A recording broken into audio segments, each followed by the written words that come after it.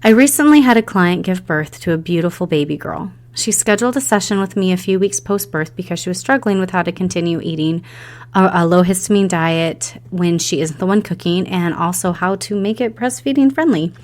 Towards the end of our session, she told me she was struggling because her kids were eating a ton of processed food and whatever was easy for her husband to make and what people were bringing, meal trains and such.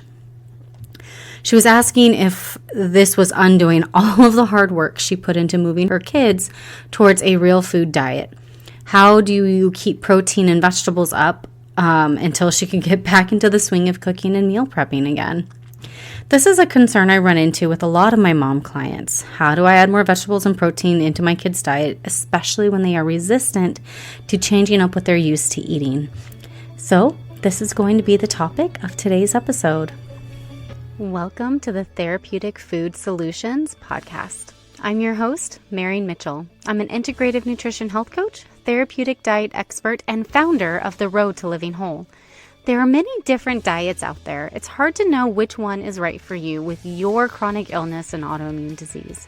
In this podcast, I'm going to share with you the foundational pieces every single therapeutic diet out there shares, and also how to use the best one for your particular diagnosis. If you've been looking for a meal planning partner, help navigating the complicated healthcare system, and want to feel better quickly, I'm your girl. Grab your kombucha and notebook. Let's dive in. In America today, it's actually quite difficult to feed our kids a real food diet without a ton of intentional thought and effort from the get. What often happens is we do what is easy and packaged for us because we're told it's best, plus packaged food doesn't go bad as quickly as real food in the diaper bag. We want our kids to eat, and it's easy to fall into the ultra-processed kid food trap. No shame or guilt needed, it's just the reality of America today. However, once a parent is diagnosed with a chronic illness and has to change their entire way of eating, they often want to make sure that their kids don't develop a chronic disease either, and want to overhaul the way that they eat as an entire family. I recommend personally slowly moving towards a real food-based diet, with ultra-processed food being a small add-in and not the central part of the diet. It's unrealistic to expect them to never eat junk food or food that comes in a box or a bag. Perfection is not the goal. But where does one begin? Here's my suggestion.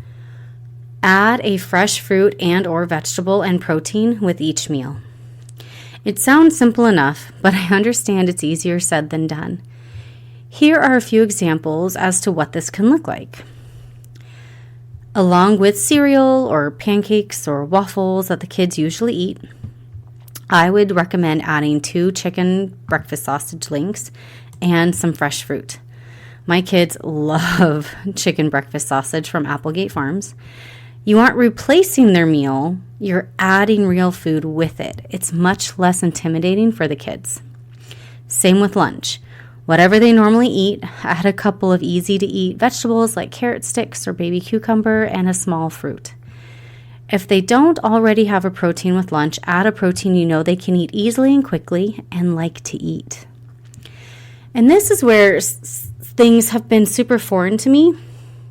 My daughter had a friend in 5th grade who I learned on one half day would eat 3 bags of fruit snacks and a bag of chips for lunch. That was her regular lunch. I didn't even know that was a thing. Before this, my daughter had gone to a charter school, and there were rules around the food that could be packed. They had to have real food. They weren't allowed sugar, candy, cookies, chips, things like that. But then my 2-year-old is in daycare part-time, and one day the lunch boxes got switched up, and the kids' lunch that we got was a bunch of like Cheetos and bread. I'm not judging. I was just completely blown away that this is what people pack for their kids. So, if this is the case for you, again, no judgment, but it is time to start adding in a protein and a fruit they like. I don't care if it's processed chicken nuggets or a white bread, turkey, cheese, and mayo sandwich, or even a Lunchable. Whatever you know they'll eat that has protein. Then pair it with a fresh veggie and an easy-to-eat fruit. We can transition towards real food substitutes down the road, but we just need to get them used to seeing vegetables, fruits, and proteins with every meal. Then let's say the kids tend to have a lot of pasta dishes for dinner, mac and cheese, spaghetti, things like that. Again, no judgment, no shame. But here's a few things to try. Do you remember when we were kids in the 80s and mac and cheese was always mixed with peas and cut up hot dogs? Or casseroles that were smothered in cream of mushroom or cream of chicken soup that had chicken and broccoli or, some sort of protein and vegetable mixed in with it? There's one that I'm thinking of that was like mashed potatoes and corn and ground beef and a few other things. And mashed potatoes always made me gag. It was not my favorite. But I just remember everything always had like a vegetable and a protein in it, even if it was smothered in, a cream sauce. And it's kind of like that. That's the approach we're going to take. We're, right away, we're going to get mixed results, but kids get used to eating vegetables and protein with dinner. So the goal is just to get them used to having protein and veggies with whatever they're currently eating. I don't care if the broccoli is covered in Velveeta cheese. I don't care. I don't care if it's dipped in ranch dressing and there's more ranch dressing than vegetable. I don't care. I don't care if there's more ketchup eaten with the meat than the meat itself. We just want them to get used to eating it. And even if it's one bite after like the third or fourth time it's on their plate, that's okay. Over time, they get used to the taste of it and they'll use less and less toppings. And eventually they're going to do what us grown-ups do and make it taste good with butter and salt. And that's like all they need, right? That's a transition I remember growing up with. I think so many of us parents get caught up on wanting them to eat exactly like us that we forget how we ate as kids. How good ketchup tastes and how veggies are gross unless they're covered in a mound of ranch. It's okay for kids to need that like we did. We just want them eating them any way that they will, and their taste buds will evolve over time, especially as you model what healthy eating looks like and allow them to eat off of your plate. Kids will follow our behavior and choices as long as we allow them a transition period to get used to the changes. Heck, even my adult clients need a transition period to get used to eating real food. I allow ranch and ketchup and all of the sauces that they like just to get them eating more real food. And I love the responses that I get from others in the health world to this information. They're appalled. I've had trainers yell at me and tell me I was sabotaging their clients. And, and then I have had some doctors get upset that they're eating fruit, but I got them off of the Snickers bar and Reese's Cups and peanut M&Ms and soda and transitioning them to fruit. My goal is not perfection. It's that my clients enjoy the food that they're eating and eat the food that is going to build their bodies back up. The sauces and such don't last forever, and in fact, allows them permission to try new foods with less apprehension because they can just cover it in a sauce if it doesn't taste great without it. The transition to eating without them every meal happens faster than you would think, too. The ultimate goal is that kids learn to enjoy eating real food and don't fight you every meal. Food isn't the battle to pick. I mean, it is because we need them eating real food, right? But it shouldn't be a fight. So, where I think a lot of parents also get caught up is they give them things on their plate and they just expect them to eat all of them.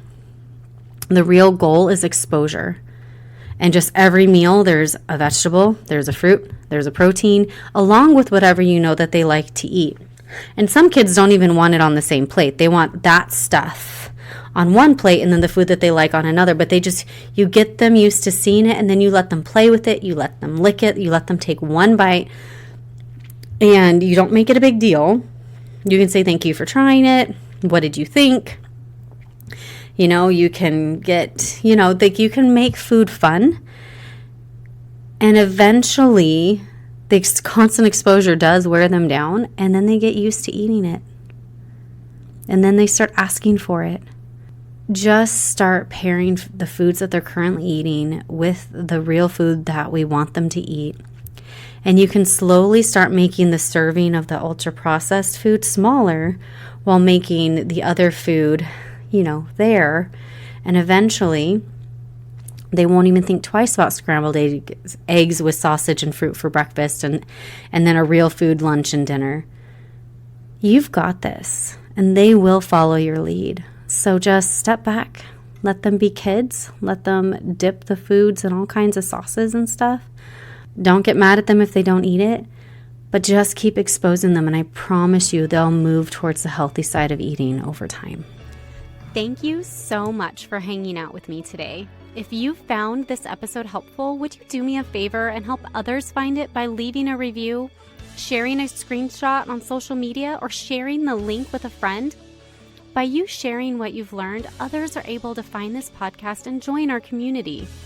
Be sure to check out my website, www.roadtolivingwhole.com, for over 160 delicious recipes, a variety of meal plans, and a blog packed full of even more healthy living tips. If you'd like to learn more about how to work with me as your coach, you can schedule a free consult through www.roadtolivingwhole.com/health-coaching/. Until next time, friend. Bye.